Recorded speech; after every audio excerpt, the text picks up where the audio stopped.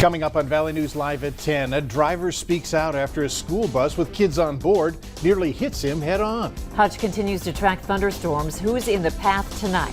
Plus, Investigate TV finds USDA funds may not be going to the small farmers they were intended for. Valley News Live at 10 starts right now. This is Valley News Live at 10. Breaking news just into our newsroom at this hour. A 2-month-old baby is in the hospital tonight after his mother accidentally shot him with a dart gun. It happened just before 8:30 this evening in the South Fargo area in the 2600 block of 18th Street South. Now, police on scene tell us the mother accidentally discharged a dart gun into the forehead of her 2-month-old baby. That baby was taken to the hospital by ambulance, is listed tonight in stable condition. Be sure to stick with Valley News Live for the very latest. I was like, is this person serious? And then I noticed kids on it. That driver shot video of a school bus with children on board, narrowly avoiding a head-on collision with him in Moorhead. Tonight, the Moorhead School District is asking for the company in charge of the buses to take action. Valley News Team's Aaron Walling has our story. And it's a story you'll only see here on Valley News Live. Folks, I'm at the spot where a driver nearly had a head-on collision with a Moorhead school bus. The school bus driver was illegally passing a tractor on Highway 52, and there is a video that is making its rounds on social media. I just freaked out. I was like, is this person serious? And then I noticed kids on it, and I was like, I need to upload this to hopefully get some action taken against that driver. MPS confirms that 8 children were on board when the incident took place, saying that the safety of their students is their top priority. Tonight, they're calling for Richards Transportation Services, the company they contracted the bus from, to take action immediately. There's obviously a lack of training. I used to be a dispatch supervisor at UPS, and the training that those drivers go through is crazy. And I think the bus drivers need to be trained as they do. Richards Transportation Services acknowledges that a situation took place, but wouldn't comment any further. Haas says that the female bus driver was lucky that the incident didn't involve a much larger vehicle. If it was a semi or something, that would have been an accident for sure. And that was a 50-mile-an-hour zone that they pulled that on. In Moorhead, Aaron Walling, Valley News Live. That video is posted on our Facebook page. You can go there to join in on the conversation. Our storm team told us our rain chances would be plentiful this week, and that's exactly what we're seeing. Let's find out who could still see rain or thunderstorms overnight. Hutch? Andrea, thanks so much. Good evening, everyone. Thanks for joining us on Valley News Live. And we did have some awesome clouds over the FM area. That is a wall cloud.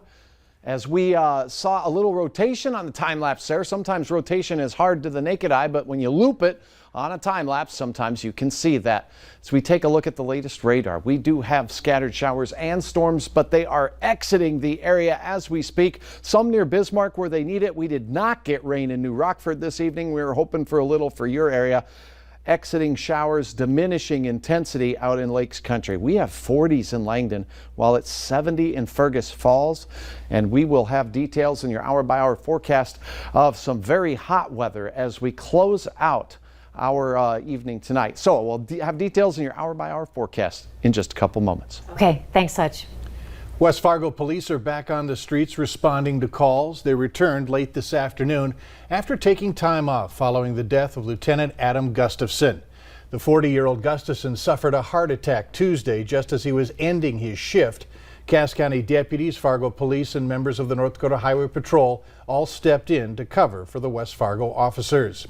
Meanwhile, the funeral will be held at 1 o'clock next Wednesday afternoon at Northview Church. There will be limited seating available for the public. The service will also be streamed online. A memorial honoring Lieutenant Gustafson remains on display in the lobby of West Fargo City Hall. It's open to the public on weekdays from 8 in the morning to 5 p.m. The Grand Forks Sheriff's Office says its deputies did not break policy yesterday in a pursuit down I-29 that left 1 man dead and 2 others injured. Officials say 31-year-old Randy Cole and 24-year-old Elena Flaidland were driving in a stolen vehicle yesterday when Grand Forks County deputies spotted them driving south on I-29, later getting in a high-speed chase that ended in a head-on collision in a construction zone with a semi. Cole was pronounced dead at the scene, while Flaidland remains in a Fargo hospital tonight with major injuries. The semi-driver was injured but has already been released from the hospital. The Grand Forks County Sheriff's Office says the 3 deputies involved in the deadly pursuit are not facing any disciplinary action. They also say they do reevaluate their pursuit policies after an event like yesterday's. We spoke with other law enforcement officers around the valley today on their policies when it comes to police chases, and you can find that on our VNL News app or head to our website, valleynewslive.com. The short-term future of the old Mid-America Steel building in downtown Fargo is certain. It's going to be torn down at some point. Developers and city leaders have some ideas, but they want your input on how to use the space. Among the suggestions under consideration now are office buildings, apartments, mixed-use buildings, an event space, and a public parking garage. Someone living nearby says it should help attract people to that part of downtown. The key is 24-hour activity. The vision of this site needs to be really strong, not just some office buildings like could be built anywhere else. The building site is located along 2nd Street North and NP Avenue. There have been 2 recent fires there, both intentionally set. From Dallas to New York City, people's names are attached to farms all over rural America, and that association means millions of dollars for those farms. Our national investigative team dug into the programs meant to help farmers through tough times. Here's Investigate TV's Lee Zurich. Subsidies. The federal government is paying out farm subsidies, taxpayer money, using the names of a senior designer based in New York and a luxury suite coordinator for the Dallas Cowboys. I mean, is it fair? No, it's not fair. Through USDA records, we've uncovered the federal government allows some of the country's largest farms to get subsidy checks that hit 7 figures, using the names of big city residents, oftentimes family members who don't appear to be regularly tilling land or harvesting crops. If you have any kind of integrity, you'd say no to it. Darvin Bentledge isn't one of those large farmers. He owns a small family farm in Missouri, just like his father, grandfather, and great-grandfather. It's in your blood, you know, it's who you are, more or less. It's not a job, it's not a occupation. Last year, his total subsidy payments approached $44,000. Does this program need to be reformed? Absolutely. Right now, the program allows subsidies to be calculated based on people who live and work hundreds of miles away from farms that get the money. Here's how. Most subsidies have a cap, but many also allow farms to exceed the cap if they have partners in the farm who are actively engaged in the farm's operation. But the definition of actively engaged is vague, so it allows farms to be paid for actively engaged partners who some experts say might provide little value to the operation. There's no definition of how much time is enough. We spent months requesting records from the federal government, digging into some of the largest farm subsidy recipients, asking for the individual members of each partnership, records the government typically doesn't give out. The federal government gave us the partner names for 10 family farms. We found money paid in the name of a senior designer at a New York-based studio, a luxury suite coordinator for the Dallas Cowboys, a judge, insurance agents, an account executive for a drug company, and a psychologist. It really says to us that these programs need to be reformed. Subsidies going to these farms is not a flaw of the system. It's how Congress designed it. So it's just not people out there. It is partners who are actively engaged in farming. It looks like it could allow farms with a lot of family members or a large family to essentially get more taxpayer money. Well, that argument can be said about every program that the government ever runs.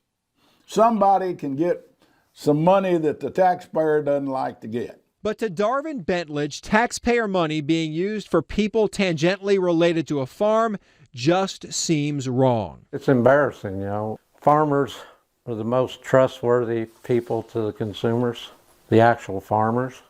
But when you get stuff like that, it kind of removes that trust. Lee Zurich, Valley News Live. There's even more secrecy when it comes to these subsidies. For example, the USDA would not hand over records about how many employees work at each farm and how big they are, claiming federal law doesn't allow the release. We have breaking news for you now. Bemidji police are asking for your help searching for a couple of teenagers. The first is 16-year-old David Jacks. He was last seen at Walmart around 2:30 this afternoon. David is 5 feet 9 inches tall, weighs 170 pounds. He has brown eyes, brown hair. He was wearing blue shorts, a blue zip-up sweater, and orange tennis shoes. He could be in the White Earth or Duluth area. The other is 17-year-old Taylin Schneider. She was last seen running north into the woods from Northwest Juvenile Detention Center around 3:30 this afternoon. Taylin has brown eyes and brown hair. She was last seen wearing gray pants, a dark gray shirt, and gray Skechers shoes. She has scars on her wrist and the tops of her legs. If you have seen either teenager, you're asked to call the Bemidji Police Department at this phone number, 218-333-9111. A former college athlete suffered a terrible tragedy, but he won't let that define him. Still ahead tonight on Valley News Live at 10, how he's found another path to pursue. Ridiculous storm rainfall totals in parts of western Marshall County, Argyle, Stephen, Alvarado, but a lot of rain elsewhere. Some of us got very little. More rain in the extended forecast. I'll have hour-by-hour details. Stick around. Valley News Live weather next.